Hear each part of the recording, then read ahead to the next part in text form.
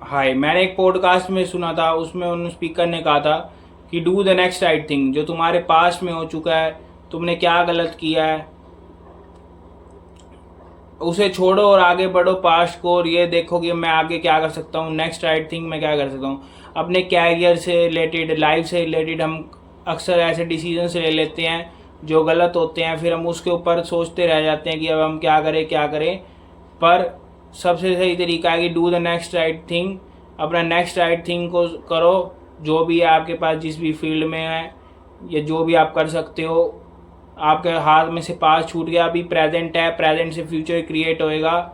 जो जो हम प्रेजेंट में करते रहेंगे वो डॉट्स कनेक्ट हो जाएंगी और फ्यूचर हमारा क्रिएट हो जाएगा। हालांकि फ्यूचर अनसर्टेन होता है, पर हम अपनी तरफ से नेक्स्ट राइट थिंग जरूर करें। There are a lot of ethical AIs, but the world is not ethical and their founders are also not ethical 100%। जितने भी चैट जीपीटी हैं और अदर हमारे पास एआईज हैं, वो क्या करें, आप कोई भी क्वेश्चन पूछोगे तो वो ऐसा एक आंसर देगा जो बिल्कुल पॉजिटिव वे में है, बिल्कुल एथिकल है। आप कुछ भी करोगे तो वो कहेगा कि ये ऐसे नहीं होना चाहिए, ये हमेशा एक रैशनल एथिकल होना चाहिए। और उसको उनकी वैल्यूज उनके फाउंडर ने डाल रखी है और उन्हें पता ही नहीं है, क्योंकि उनको चीज़ें पता ही नहीं हो सकती, क्योंकि उसके अंदर ये डाल ही नहीं रखा कि तुम्हें अनएथिकल होना है। उनके अंदर एक कोड डाल रखा है कि तुम्हें हर वक्त में एथिकल होना है, जिसकी वजह से ये क्या है, ये एक 50% आपको, जिसकी वजह से आपको 50% डिसीजन मेकिंग इससे गलत होएगी। क्योंकि जो एक वर्ल्ड है इसमें सब काम करता है, यहाँ पर एथिकल चीज़ें भी हैं, अनएथिकल भी हैं, सही भी है और गलत भी हैं। हर बार आपको पॉजिटिव चीज़ को बताएगा तो उससे आपका डिसीजन गलत होएगा।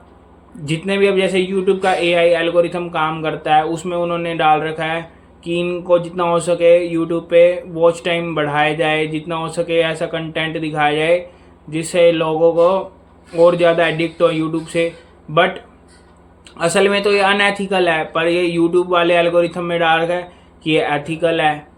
उस एआई को क्या पता कि ये क्या करवा रहे मुझसे। इसी प्रकार जो चैट जीपीटी और जो दूसरे एआई चैटबॉट्स हैं, उनके अंदर जो उनके डेवलपर्स हैं उन्होंने एथिक्स भर रखे हैं, जिसकी वजह से तुम्हारे को उससे आंसर्स गलत मिलेंगे और वो एथिक्स बेस्ड होंगे, तो आपको एक गलत इन्फॉर्मेशन वहाँ से, गलत डिसीजन मेकिंग वहाँ से आपकी होएगी। एक कंफर्टेबल लिविंग क्यों होनी चाहिए स्पिरिचुअलिज्म स्टार्ट करने से पहले? बिकॉज मैं ये मानता हूँ कि अगर हमारे पास जब तक कंफर्टेबल लिविंग नहीं होती, यानी कि हमारे पास बेसिक नेसेसिटीज़ जो है, हमारे पास education, health care, food, shelter etcetera नहीं होएगा, तो हमारे को एक माइंड में अनईजीनेस, एनेक्शियसनेस बनी रहेगी, और जिसके कारण हम स्पिरिचुअलिज्म ढंग से नहीं कर पाएंगे। कि अगर हम गरीब होंगे तो अगर हम जितना स्पिरिचुअलिटी में जाएंगे उतना ज़्यादा हम और गरीब होते जाएंगे, क्योंकि हमारे पास बेसिक नेसेसिटीज़ तो अभी पूरी नहीं हो रही, तो हम आगे फर्दर गोल्स पे कैसे जा पाएंगे। तो अगर आपको स्पिरिचुअलिज्म में जाना है तो पहले कंफर्टेबल लिविंग को ऑन कर लो। आपके पास घर, गाड़ी, पैसा, नॉर्मल हेल्थ स्टैंडर्ड सब हो जाएं, फिर उसके बाद आप अपने पूरे फुल स्पिरिचुअलिज्म या आगे फर्दर गोल्स में जाओ। बिकॉज नहीं, अगर आपके पास अभी नॉर्मल लेवल का पैसा नहीं है तो अगर आप स्पिरिचुअलिज्म में जाओगे तो वहाँ आप दोनों में लटके रह जाओगे, ना वो कर पाओगे पूरा, ना वो कर पाओगे। एक गुड न्यूज़ ये है कि आप अभी भी अपने प्रेजेंट के साथ भी स्पिरिचुअलिज्म फॉलो कर सकते हो। ज़रूरी नहीं कि आप 4 घंटे रोज़ कर रहे हो, आप दिन में 1 घंटा, आधा घंटा सुबह शाम कर सकते हो, या 1 घंटा मॉर्निंग इवनिंग में कर सकते हो। ऐसे ज़्यादा टाइम ना स्पेंड करो, 1 घंटा दिन में कर लिया बहुत होता है। अगर आप अपने कोई भी फिटनेस एक्टिविटी कर रहे हो, कोई आप मेडिटेशन कर रहे हो, या आप कोई अपने जो भक्ति से रिलेटेड चीज़ होगी या स्पिरिचुअलिज्म से कनेक्टेड चीज़ कोई कर रहे हो, तो 1 घंटा दिन में कर लो तो सही है। पर अगर और आपके पास जब कंफर्टेबल लिविंग आ जाए, आपके साथ एक नॉर्मल नेसेसिटीज़ सारी पूरी हो रही हो, फिर उसके बाद आप आगे फर्दर गोल्स पे भी जा सकते हो। क्योंकि अगर आप स्पिरिचुअलिज्म को बिना पैसे के जाओगे तो आपको वहाँ पे भीख मांगनी पड़ जाएगी और भी बुरे हालात हो जाते हैं। खाने को भी पैसा चाहिए, पीने को लिए भी पैसा चाहिए, आपको हेल्थ केयर के लिए भी पैसा चाहिए और शेल्टर के लिए भी पैसा चाहिए। और अदरवाइज़ फिर आपको वहाँ पर अपने हाथ फैलाने पड़ेंगे और आप डोनेशन पे डिपेंड हो जाएंगे। After 15 to 20 years you will not look like this young। अगर आप यंग हैं, अभी यंग हैं, जितने भी हमारे पास एक्टर्स होते हैं, अगर आप इनके 2010 में फ़ोटो देखोगे और आप 2026 में देखोगे तो इनकी जो एज है 15 साल बड़ी होगी अगर, या 20 साल ज़्यादा होगी होगी, पर इनके जो लुक्स हैं कैसे ओल्ड एज वाली मिडल अंकल जैसे लगेंगे। इसलिए आपको अपनी कभी भी ब्यूटी पे घमंड नहीं करना चाहिए, एटीट्यूड नहीं रखना चाहिए। ये एज है, लुक्स हैं, ये सब धीरे धीरे चले जाएंगे। आपको भी प्रेजेंट मोमेंट में जीना चाहिए, पर कभी भी एटीट्यूड में नहीं आना चाहिए। हमारी एक लाइफ से हमें लाइफ में एक्सेप्ट करना चाहिए कि हम एक दिन ओल्ड हो जाएंगे। इससे डरना नहीं चाहिए बल्कि इसे एम्ब्रेस करना चाहिए, क्योंकि ये लाइफ का पार्ट है। आज भी हर कंट्री और जो पॉलिटिक्स है वो पावर गेम्स ही वहाँ पे चल रहे हैं। जैसे पहले राजा के महाराजा के टाइम होते थे, वहाँ पे भी एक दूसरे की ज़मीन हड़प ली जाती थी। जो ज़्यादा ताकतवर होता, जो ज़्यादा पावरफुल होता था वही राज करता था। आज भी यही है। अगर आप डोनाल्ड ट्रंप को देखोगे तो वो ईरान को क्यों नहीं न्यूक्लियर वेपन्स बनाने दे रहा, क्योंकि वो अगर पेट्रोल को अपने करेंसी मिलेगा तो उससे यूएस डॉलर की जो वैल्यू है वो कम हो जाएगी और यूएसए का जो डोमिनेंस है वो कम हो जाएगा ओवर अदर टेरिटरीज। एंड जो चाइना है वो वियतनाम पे कब्जा करना चाहता है, पाकिस्तान है वो जम्मू कश्मीर पे, और जो इजराइल है वो पैलेस्तीन पे। ऐसे कितने सारे, अफ़गानिस्तान में ही देख लो, वहाँ पे भी तालिबान का रूल चल रहा है। और जितने भी आप पास से लेके अब तक देखोगे तो पॉलिटिक्स है, ये सब बड़े बड़े लोग करते हैं, और जो छोटे छोटे लोग होते हैं वो इनकी बातों की चर्चा करते हैं। चाणक्य ने भी कह रखा है कि मूर्ख लोग राजनीति की चर्चा करते हैं और चालाक लोग इन्हें खेलते हैं। तो इसलिए हमें भी ये पावर रूल्स, हमें इसे इग्नोर नहीं करना चाहिए। हमें भी इसे एक्सेप्ट करके हमें खुद भी ये पावर गेम्स खेलने चाहिए। क्यों? क्योंकि ये वर्ल्ड में यही चलता है आज भी। ये जो जितने भी कंट्रीज है, पॉलिटिक्स है, ये सब पावर गेम्स चल रहे हैं। बड़े लेवल पे देखेंगे तो सब चीज़ें हिडन है और छोटी चीज़ों को दिखाया जाता है, बड़ी चीज़ों को छुपाया जाता है। ये सब चीज़ें तुम्हें ऑब्जर्व करनी चाहिए और सीखनी चाहिए, और तुम्हें खुद भी ये प्ले करनी चाहिए और ये इससे बचना और इसे करना आना चाहिए। क्योंकि आज के वर्ल्ड में से लेकर पहले के वर्ल्ड से लेकर अब तक के वर्ल्ड तक ये चलती आ रही है और आगे भी चलती रहेगी, क्योंकि जब तक ह्यूमन्स है तब तक पावर गेम्स चलती रहेंगी। इसे सीखो और इससे बचो और खेलो। इस टॉपिक पे बात करेंगे कि तुम्हारा रिलीजन है और जो तुम्हारी थिंकिंग है वो प्रैक्टिकल थिंकिंग होनी चाहिए, प्रैक्टिकल बेस होना चाहिए उसका। ऐसी जो पुरानी बातें हैं उस पर नहीं होनी चाहिए। जितने भी आगे टाइम पे हम रिलीजन देखेंगे और जितने भी हमारे पास बहुत सारे थिंकर्स हैं, वो क्या करते हैं, वो लाइफ को प्रैक्टिकल नहीं लेके चलते। जो वर्ल्ड है हमारा उसके अकॉर्डिंग प्रैक्टिकल नहीं लेके चलते। अब जैसे कई रिलीजन्स हैं उसमें ऐसी बातें लिखी हैं कि ये मंत्र जप लो तो ये हो जाएगा, वो एक बल्कि प्लेसिबो इफेक्ट है ओनली। और अगर तुम्हारे को एक ऐसे बात बता दी जाएगी रिलीजन में जो कि आज की डेट में इम्प्रैक्टिकल है, तो तुम्हें वो कभी फॉलो नहीं करनी चाहिए। तुम्हें किसी भी रिलीजन को फॉलो नहीं करना चाहिए। तुम्हें अपने खुद का रिलीजन बनाना चाहिए जो कि लाइफ से कनेक्टेड है, प्रैक्टिकल है जो बिल्कुल, और जो आज के डेट में काम कर रहा है। क्योंकि यहाँ पर इतने ज़्यादा चेंज हो रहे हैं, क्या पता आज से 900 साल पहले रिलीजन काम करता हो, आज ना कर रहा हो। तो तुम्हें आज के अकॉर्डिंग अपने प्लान करना चाहिए, आज के अकॉर्डिंग ही तुम्हें थिंक करना चाहिए, जो प्रैक्टिकल वर्ल्ड में काम करे, प्रैक्टिकल सिचुएशंस में, रियल वर्ल्ड में, रियल सिचुएशंस में काम करे, ना कि जस्ट एक ऑन पेपर हो वो चीज़। तुम्हारा रिलीजन, तुम्हारी थिंकिंग सब प्रैक्टिकल होनी चाहिए।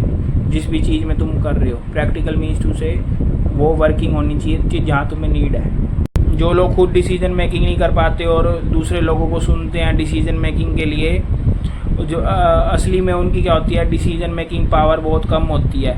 जितने भी लोग होते हैं जो डिसीजन मेकिंग खुद नहीं कर पा रहे, वो किसी को सुनते हैं यूट्यूब पे, या किसी कल्ट को फॉलो कर रहे हैं, या किसी चैट जीपीटी या इसे डिसीजन मेकिंग करवा रहे हैं। उनकी खुद की डिसीजन मेकिंग बहुत ज़्यादा वीक हो रखी है, क्योंकि हमारे डिसीजंस हमसे ज़्यादा अच्छे वही लोग ले सकते हैं जो हम करना चाह रहे हैं उसके अंदर वो एक्सपर्ट हो। अगर वो तुम्हें एक्सपर्ट नहीं मिल रहे तो तुम अपने डिसीजंस इन्फॉर्मेशन गैदर करो, खुद एनालाइज करो और आगे उसके बेस पे डिसीजन लो। तुम्हारे लिए डिसीजन तुमसे ज़्यादा अच्छे नहीं ले पाया कोई, क्योंकि तुम्हें तुम्हारे बारे में पता है। तो मैं को एक ये बताना था कि जो भी तुम डिसीजन मेकिंग नहीं ले पा रहे, जो भी कोई भी लोग जो भी बंदे भी किसी और को सुनते हैं, किसी और पे रिलाई करते हैं ना डिसीजन मेकिंग के लिए, उनकी इम्प्रॉपर डिसीजन मेकिंग हो जाएगी। और एक सही डिसीजन हमारी लाइफ को एक सही दिशा दे सकता है, एक रॉन्ग डिसीजन हमारी लाइफ को एक बहुत बुरी दिशा पे ले जा सकता है। इसलिए हमें डिसीजन मेकिंग अच्छे से करनी चाहिए। क्या डिग्री मैटर करती है? जो आज की डेट में भी डिग्री है इंडिया में वो वैलिड है और मैटर करती है। अगर आपके पास कोई ऐसी स्किल है, फॉर एग्जांपल आपको मैनेजमेंट करनी है, पर अगर आपके पास MBA की डिग्री नहीं है तो आपको मैनेजमेंट नहीं करनी दी जाएगी। अगर आपको अकाउंटिंग करनी है, आपको अगर अकाउंट्स आता है पर BCom नहीं कर रखी, MCom नहीं कर रखी, तो आपको कोई जॉब नहीं मिलेगी। अगर आपने जर्नलिज्म करना है तो आपके पास जर्नलिज्म की डिग्री होनी चाहिए। अगर आपको टीचर बनना है तो उसके लिए आपको पूरी वहाँ graduation, post graduation, PhD, B.Ed ये सब चाहिए। अगर आपको डॉक्टर बनना है तो उसके लिए आपको डिग्री चाहिए। अगर आपको कोई IT डेवलपर बनना है किसी कंपनी में, कॉरपोरेट में, तो आपको डिग्री चाहिए। गवर्नमेंट सेक्टर में डिग्री चाहिए, हर जगह आपको डिग्री चाहिए। हालांकि डिग्री से आपको जॉब नहीं मिलेगी, बट 50% डिग्री और 20% स्किल्स और 30% आज की डेट में एक्सपीरियंस चल रहा है। जिसके पास जितना ज़्यादा एक्सपीरियंस और स्किल्स और डिग्री भी होंगी, रेलेवेंट डिग्री, वो बंदा आगे जाएगा। तो आप अपनी ऐसी डिग्री ड्रॉप मत करें। हालांकि आप यूट्यूब पे फ्री में पढ़ा सकते हो, उसमें कोई एरर, कोई भी एंट्री बैरियर नहीं है। आप अपना खुद का कोई बिजनेस कर सकते हैं अपनी स्किल्स के बेस पे। उसके लिए आपको कोई डिग्री की वैलिडिटी नहीं चाहिए। बहुत सारी ऐसी चीज़ें जहाँ पे आपको डिग्री मैंडेटरी है, जहाँ पे नहीं है तो आपको खुद रिसर्च करनी है कहाँ पे आपके लिए डिग्री की ज़रूरत है। और जो क्वेश्चन ये था कि डिग्री मैटर करती है, तो हाँ कर रही है, 110% कर रही है। और क्या पता कितने साल तक करेगी, ये कोई नहीं जानता। क्या पता 10 साल, क्या पता 15 साल या 20 साल। हर बड़ी से बड़ी कंपनी में डिग्री देखी जाती है और जिस हिसाब की डिग्री होती है उस हिसाब से पैकेज मिल। जैसे IIM के पैकेज क्यों जाते हैं वहाँ पे, उसका जो डिग्री का वो है ना स्टैम्प, वही इतना ज़्यादा पावरफुल है। वहाँ बच्चे उनकी स्किल्स भी ज़्यादा होती हैं और उनके पास थोड़ा IQ भी थोड़ा ज़्यादा होता है। बताऊँगा सेल्फ एजुकेशन ट्रैप। बहुत सारे मेरे जैसे लोग हैं, मेरे जैसे भाई हैं जो सेल्फ एजुकेशन के रास्ते पे चलते हैं। जैसे कि मैंने डिजिटल मार्केटिंग सीखनी थी, तो हम सेल्फ एजुकेशन करेंगे, खुद सीखेंगे। खुद सीखते हुए हमें कोई ऐसे बंदे मिलेंगे जो हमारे पैसे ऐंठना चाहेंगे। जैसे मैंने डिजिटल मार्केटिंग करने लगा तो मेरे को पता नहीं था कि मैंने क्या करूँ क्या ना करूँ। मेरे को पास इतनी ज़्यादा नॉलेज भी नहीं थी, तो मैंने कोर्स में एनरोलमेंट करवा लिया। मेरे पैसे डूब गए उसमें। उन्होंने कहा था मैं तुम्हारी जॉब लगाऊंगा, ये करवाऊंगा, पर पीछे हट के बाद में ऐसी बहुत सारे आज के टाइम पे स्कैमर्स बैठे हुए हैं। सेल्फ एजुकेशन का सबसे बड़ा यही ट्रैप है। आप जब भी सेल्फ एजुकेशन की उसमें जाओगे, आपको बहुत सारे ऐसे बंदे मिलेंगे जो आपको दिखाएंगे हम पैसे वाले हैं और हम आपकी ज़िंदगी बदल सकते हैं, आपका जो ड्रीम है उसे अचीव करवाने में हेल्प कर सकते हैं। अगर आपके ड्रीम जॉब है, आपको हम ड्रीम जॉब दिलवा देंगे। अगर आपको इंग्लिश नहीं आती और अगर आपको एक गाड़ी चाहिए तो हमारा ये कोर्स ज्वाइन करो, हम आपको इतना अच्छा पैकेज लगाएंगे कि आपको ये हो जाएगा। बहुत सारे आज के टाइम में एजुकेशनल इंस्टीट्यूट जो हैं वो इतने ज़्यादा फ्रॉड हो चुके हैं, इतने ज़्यादा स्पैम कर रहे हैं और आपको उन्होंने सारी पिचिंग कर रखी है। उनको सब पता है कि आपको क्या चाहिए और कैसे आपको बात करके आपके पैसे ठगने हैं। तो इस सेल्फ एजुकेशन ट्रैप से, सेल्फ एजुकेशन तो बहुत अच्छी चीज़ है, पर आपको एक बहुत ज़्यादा ध्यान देना पड़ेगा कि आपको कोई पैसे ना ठग पाए।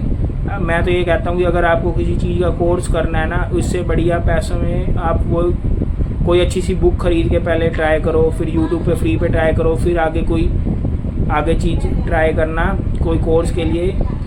और जितने भी आपको ऐसे लगते हैं ना कि बड़े बड़े हैं, ये बहुत बड़े भरोसेमंद हैं, इनके तो बहुत फॉलोअर हैं, ये तो नंबर 1 नाम के हैं, टॉप 10 है, तो सबसे ज़्यादा फ्रॉड तो वो मैंने नंबर 1 से ही करा था, पर वो भी फ्रॉड निकला। तो मतलब कि ये नहीं है कि भाई जो यूट्यूब पे दिखा रहे कि मेरे बहुत फॉलोअर हैं, मेरे पास इतना कुछ है, वो भी सही निकले, वो भी ख़राब निकलेगा। और तो नीचे वाले तो भूल ही जाओ, नीचे वाले कितने ख़राब निकलेंगे जब ऊपर वाले इतने ख़राब है। तो बच के रहो इससे, और इन स्पैम को जितना हो सके, जितने भी आगे साथ कोई गलत करे तो उसको ज़रूर ऑनलाइन वीडियो बना के एक्सपोज कर दो।